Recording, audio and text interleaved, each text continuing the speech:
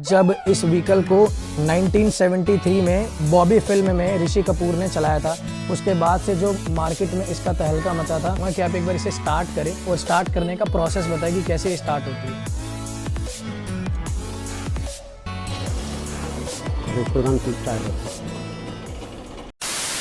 हाँ जी दोस्तों, क्या हाल चाल आप सभी कैसे। उम्मीद करता हूँ आप लोग सभी होंगे बहुत ही बेहतरीन। तो मैं वापस आऊँ बिल्कुल एक फ्रेश रिव्यू वीडियो के साथ में। एक्चुअली आज ये फ्रेश रिव्यू वीडियो नहीं है, आज मैं आपको एक ऐसी एंटीक बाइक दिखाऊंगा ना जिसकी लेगेसी के बारे में आप सुन के हैरान हो जाओगे। एंड आज की जो करंट जनरेशन के लोग हैं ना, बहुत सारे लोगों ने तो इस बाइक के बारे में सुना भी नहीं होगा। सो थंबनेल एंड टाइटल देख के आप लोगों को समझ आ ही गया होगा कि मैं किस बारे में बात करने वाला हूं। So without wasting time video को स्टार्ट करते हैं। So welcome back to the channel guys, this is Sameer Khan and you are watching moto world.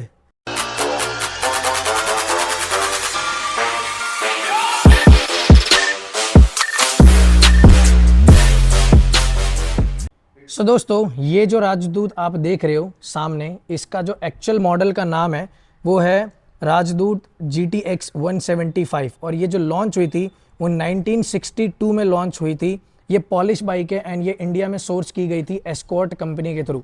तो एस्कॉर्ट कंपनी के थ्रू ही इस व्हीकल को यहाँ पे इंट्रोड्यूस किया गया था इंडिया के अंदर में।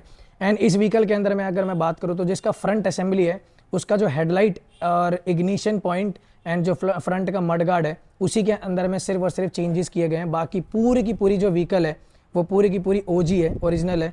और इसके अंदर में जो रिम आते हैं आज भी वो वही रिम है जो उस टाइम पे मिला गया था। एंड ये जो करंट मॉडल आप देख रहे हो ये 1977 का मॉडल है। तो भाई ये अपने आप में इतनी आइकॉनिक बाइक है एंड इसको मेंटेन करना बहुत ही टफ है। लेटर पार्ट में मैं ओनर से भी बात करूंगा और उनको पूछूंगा कि किस तरीके से इसका ऑरा हुआ करता था उस टाइम पे एंड आज की डेट में इसको मेंटेन करना कितना मुश्किल है। आज के डेट में लोग इसको मतलब बहुत ही ज़्यादा ढूंढते हैं, बट सोर्स करना और ढूंढना बहुत ही टफ है। तो जो भी आपको ये करंट दिख रही है, टैंक दिख रहा है, जो कलर दिख रहा है, वो सारा का सारा इसका ओरिजिनल है। एंड अभी मैं बताता हूँ जो इसका इंजन है, वो इंजन आपको 175 सीसी का air cooled single cylinder 2 stroke मिलता था, जो कि पावर प्रोड्यूस करता था उस टाइम पे 10 bhp and 14.9 newton metre torque. And ये जो व्हीकल थी भाई अपने आप में इतनी ज़्यादा पावरफुल हुआ करती थी। आप इमेजिन कर रहे हो 1977 में आपको 10 bhp की व्हीकल। हालांकि उस टाइम पे जो रॉयल एनफील्ड बुलेट थी वो लॉन्च हो गई थी, बट उस टाइम उसका इतना ज़्यादा क्रेज़ नहीं था एंड ये व्हीकल बहुत ही ज़्यादा बिकती थी। एंड सबसे जो खास बात इस व्हीकल का, जो सबसे ज़्यादा अगर मैं क्रेज़ की बात करूं तो वो तब चढ़ा था जब इस व्हीकल को 1973 में बॉबी फिल्म में ऋषि कपूर ने चलाया था। उसके बाद से जो मार्केट में इसका तहलका मचा था, एक टाइम ऐसा था कि रॉयल एनफील्ड की सेलिंग पॉइंट पे इतनी ज़्यादा असर पड़ी थी कि उसको कोई भी नहीं लेता था और इसी व्हीकल को हर एक इंसान ढूंढता था। बट इतनी पॉपुलर होने के बावजूद भी कहीं ना कहीं ये मार्केट नहीं बना पाई और जो लोग हैं उस टाइम पे मॉडर्नाइज हो गए थे एंड काफ़ी ज़्यादा अलग राइवल की बाइकें लॉन्च हो चुकी थी मॉडर्न टेक्नोलॉजी के साथ में उस टाइम के हिसाब से।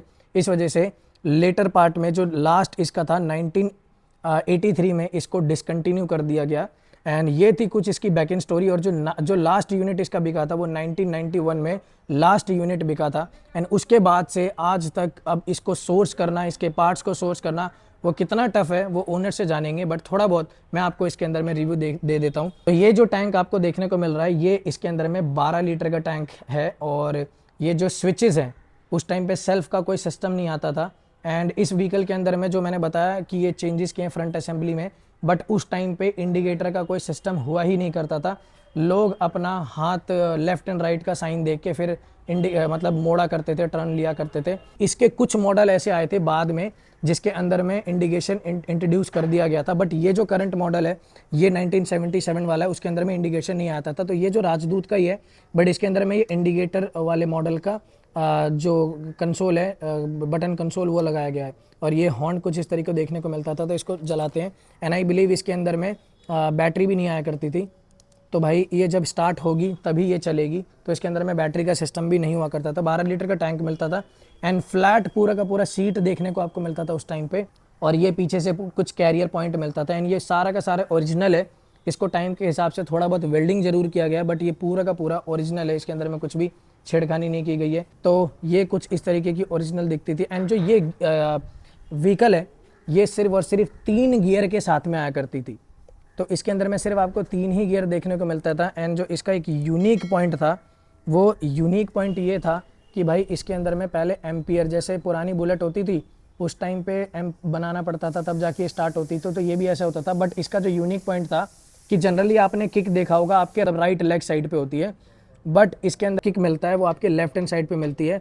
तो ये देखो ये किक है इसका, और इसके अंदर में एम्प बनाना पड़ता है तब जाके व्हीकल स्टार्ट होती है। हालांकि पूरी रनिंग कंडीशन में है, तो अभी मैं इसके बारे में आपको बताऊंगा। एंड ये जो है कार्बोरेटर टेक्नोलॉजी के साथ में आती थी, उस टाइम FI वगैरह ये सब कुछ भी नहीं हुआ करता था। सो दोस्तों 1983 में जब इसकी प्रोडक्शन पूरी प्रॉपर तरीके से बंद हो गई, तो एस्कॉर्ट ग्रुप ने यामाहा के साथ में मिल के और राजदूत को अगेन मॉडर्नाइज किया गया, और उस टाइम पे राजदूत यामाहा 350 सीसी की एक व्हीकल लॉन्च की गई जो कि डुअल सिलेंडर की थी। तो बहुत सारे लोगों को नहीं पता कि जो यामाहा RX 100 है वो भी एस्कॉर्ट ग्रुप की हुआ करती थी उस टाइम पे। एंड मैं आपको रेफरेंस के तौर पे एक पिक्चर दिखा दूंगा, जो राजदूत यामाहा के नाम से एक 350 सीसी की व्हीकल को लॉन्च किया गया था एस्कॉर्ट कंपनी द्वारा, जो कि डुअल सिलेंडर की हुआ करती थी। तो ये कुछ इसकी लेगेसी है जो आप देख सकते हो कितनी आइकॉनिक है। तो इसको स्टार्ट करके मैं सारी चीज़ें बताऊंगा। एंड पहले हम ओनर से बात करते हैं कि जब इन्होंने इस व्हीकल को परचेज़ किया था उस टाइम पे इसका क्या हो रहा था, एंड आज भी इसके पार्ट्स को सोर्स करना या सर्विस करवाना कितना टफ़ है अगर कोई लेना चाहता है, क्योंकि जाहिर सी बात है अब ये सेकेंड हैंड ही मिलेगी, नया तो आपको पॉसिबल नहीं हो सकता। तो आइए बात करते हैं। दोस्तों हमने बुलाया है इस व्हीकल के ओनर को। तो सर सबसे पहले तो मैं आपका स्वागत करता हूं, और मेरे कुछ सवाल हैं जिनको मैं जानना चाहता हूं, क्योंकि भाई ये एक आइकॉनिक बाइक है एंड इसको मेंटेन करना बहुत ही मुश्किल है। तो सर सबसे पहले तो आप अपना नाम बता दीजिए, उसके बाद आप मुझे ये बता दीजिए कि आपने सबसे पहले इसको कब ख़रीदा था या कैसे आपके पास में ये व्हीकल आई। मेरा नाम फ्रांसिस अलोइस है। ये गाड़ी मेरे पिताजी का ख़रीदा हुआ है 1977 में, जो कलकत्ता से मंगवाए हुए थे। ये 1 पीस जो ये ट्रक से लाद के आया हुआ था, और ये मेरे ही नाम से है। फर्स्ट ओनर हम ही लोग हैं, मेरे ही है। और इसको मेंटेन हम करते हैं, जैसे कि इसका पार्ट्स तो नहीं मिलता है, बहुत खोजने पर मिलता है, तो हम लोग जाके गोरखपुर से इसको ढूंढ के लाते हैं और इसमें लगाते हैं, चलाते हैं। अच्छा, तो मुझे यहाँ पे एक छोटा सी बात ये जाननी है, जब इतने टाइम से आपने ये व्हीकल को रखा हुआ है तो आपने इस पे बहुत लंबा दूर तक गए होगे, बहुत लंबे किलोमीटर। तो एक बार में आपने जो सबसे ज़्यादा किलोमीटर चलाया कुछ याद हो तो कितना किलोमीटर आपने चलाया? 350 किलोमीटर हमने चलाया है इसको अभी तक एक बार में। और कभी बीच में कोई दिक्कत ना नहीं? कोई दिक्कत नहीं आई है, जाके फिर वापस भी आए हैं। अच्छा, ये जब आपने इसको ख़रीदा था उस टाइम पे जब ये नई थी तो इसके अंदर इंडिकेटर आया करते थे? ना, नहीं आया करता था। और इसके बैटरी वाला सिस्टम तो मेरे ना, ख्याल से नहीं, आज भी प्लेन है, इसमें बैटरी नहीं होती थी। जब आपने इस व्हीकल को ख़रीदा था कुछ आइडिया है कि उस टाइम पे कितने रुपए का मिलता था ये? मुझे तो मेरे पिताजी बताएं 5500 का गाड़ी है ये।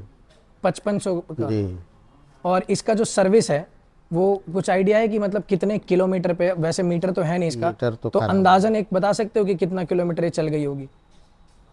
बहुत, मतलब अंदाजन कोई आइडिया नहीं अभी फिलहाल? ना अभी तो। अच्छा, इसका सर्विसिंग पे क्या कॉस्टिंग आ जाती है? हालांकि इस ऐसी जो व्हीकल होती है उसको मेंटेन करना बहुत ही एक टफ होता है, तो इसमें पैसा तो नहीं देखा जा सकता, क्योंकि ये पूरा का पूरा शौक के ऊपर में और एक सेंटीमेंट है इसके साथ जी।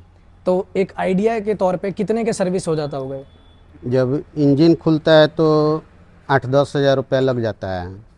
8-10 हज़ार रुपये लग जाता है जी। इसका इंजन हालांकि कभी खुला है? एक बार खुला है। एक बार का? तो कितने सालों में, कितने साल 6 साल पहले। और इसके पार्ट्स मिल जाते हैं इजीली? गोरखपुर से लाना पड़ता है। तो मुश्किल होती है फिर मतलब मिल जाता है? ढूंढना पड़ता है पुराने तो दुकानों अभी में। आपका क्या इरादा है इसको लंबा कंटिन्यू रखने का अपना, या फिर आपको कभी? तो हम हमेशा इसी से घूमते हैं, अभी कुछ हुआ नहीं है इसमें। तो अभी स्टार्टिंग कंडीशन में, रनिंग कंडीशन में जी, तो अभी रखेंगे। कि आप एक बार इसे स्टार्ट करें और स्टार्ट करने का प्रोसेस बताइए कि कैसे स्टार्ट होती है। जैसे कि तो ये तो पहले का चाबी नहीं है, ये तो बाद में इलेक्ट्रॉनिक का लगा हुआ है, तो इसी से। लेकिन इसका सिस्टम पंप सिस्टम है, तुरंत स्टार्ट होता है। तो दोस्तों मैं ना आपको आवाज़ सुनाता हूँ।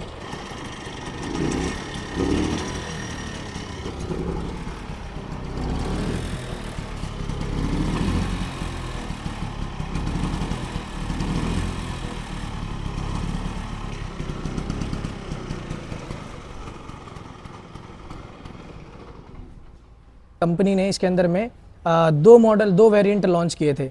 तो ये तो जहाँ तक मुझे आइडिया है कि ये इलेक्ट्रॉनिक वाला नहीं है। इसके अलावा एक और मॉडल लॉन्च हुआ था जो इलेक्ट्रॉनिक, जो मतलब क्रैंक में करंट बनाने वाला सिस्टम, इंजन स्टार्ट करने का डिफरेंट तरीका था। तो ये कौन सा वाला मॉडल है? ये पहले तो था प्लेन वाला, सिविल पॉइंट में था, तो उसमें स्टार्टिंग में प्रॉब्लम आता था। तो जब इलेक्ट्रॉनिक निकला उसके बाद तो हम लोग क्या किए कि उसका मैग्नेट चेंज कर दिए, जो तुरंत डायरेक्ट करंट देता है। अच्छा, करंट बना जिससे इसका स्टार्टिंग ट्रबल ख़त्म हो गया। पहले ही स्टार्ट करने में बड़ी प्रॉब्लम हाँ, प्रॉब्लम आती थी। अब इसका कोई एक किक मारी और स्टार्ट हो जाता है। तो इसके जो बाकी और कोई पैनल कभी आज और तक पेंट ना कराने की? कुछ, तो इसका बस फ्रंट और बैक मडगार्ड ही हाँ जो भी है यही चेंज है। वही चेंज है। दोनों रिंग गाड़ी संग का है, हैंडल है, ले गार्ड है, सब गाड़ी संग का है। तो अभी मैं आपसे एक सवाल पूछना चाहूँगा, आप इसको चलाते हो तो आपको कभी फील नहीं होता कि अब करंट जनरेशन की जो बाइक है उसको चला लेना चाहिए? हमको तो यही पसंद आता है। नया गाड़ी पर चढ़ते हैं तो हमको अच्छा नहीं लगता है। तो भाई ये भी एक शौक वाली बात है। तो ये इन्होंने अपने पापा की लेगेसी को मेंटेन किया हुआ है। जब आपने उस टाइम पे लिया था तो उस टाइम की ये मोस्ट फास्टेस्ट बाइक थी और स्पोर्ट्स बाइक थी। तो उस टाइम पे तो जब आप निकलते होंगे तो लोग देखते होंगे आप लोग को। ये पूरा रामनगर में 3 गाड़ी ही थी। चलिए ठीक है सर, तो आपसे बात करके बहुत अच्छा लगा एंड आपने बहुत ही अच्छी कंडीशन में मेंटेन किया हुआ है इसको। तो उम्मीद करता हूँ दोस्तों कि आपको काफ़ी अच्छा लगा होगा ये रिव्यू। सो दोस्तों, उम्मीद करता हूँ कि आप लोग को ये जो वीडियो था बहुत ही ज़्यादा पसंद आया होगा। हालांकि ये कोई रिव्यू वीडियो नहीं है एंड इसके अंदर मैं सिर्फ एक विंटेज व्हीकल को कवर अप कर रहा था। तो भाई उस टाइम की टेक्नोलॉजी कितनी एडवांस हुआ करती थी एंड क्या क्या कंपनी इंट्रोड्यूस किया करती थी ज़रूरत के हिसाब से, और कैसे कैसे मॉडर्न टाइम में एरा चेंज होते गया और मॉडर्नाइज होती चली गई व्हीकल। तो उस टाइम पे भाई सोचो, इमेजिन करो कि आपको इंडिकेटर भी नहीं मिला करते थे। उम्मीद करता हूँ कि आपको ये वीडियो बहुत ही अच्छी लगी होगी। तो अगर आपको ये वीडियो किसी भी रीजन से अच्छी लगी तो वीडियो को लाइक कर देना, चैनल को सब्सक्राइब कर देना एंड और भी अगर आप किसी विंटेज व्हीकल के बारे में चाहते हैं कि मैं कवर अप करूं तो मुझे ज़रूर बताना, और कमेंट सेक्शन खुला हुआ है तो आप अपने थॉट प्रोसेस ज़रूर शेयर करना कि कैसे लगी आपको ये वीडियो। तो मिलते हैं हमारे ऐसे किसी नेक्स्ट रिव्यू में। Till then, bye bye.